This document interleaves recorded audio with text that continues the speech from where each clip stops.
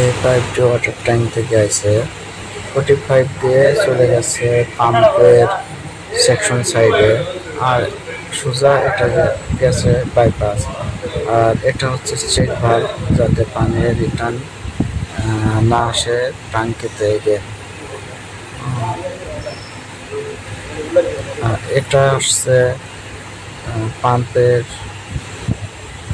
Discharge side থেকে পাম্পের pressure, এখানে মিনিমাম 4 বার প্রেশার থাকে।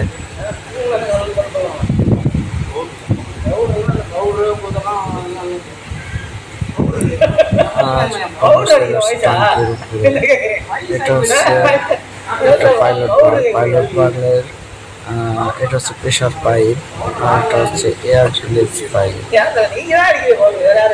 এটা রিলিজ হয়,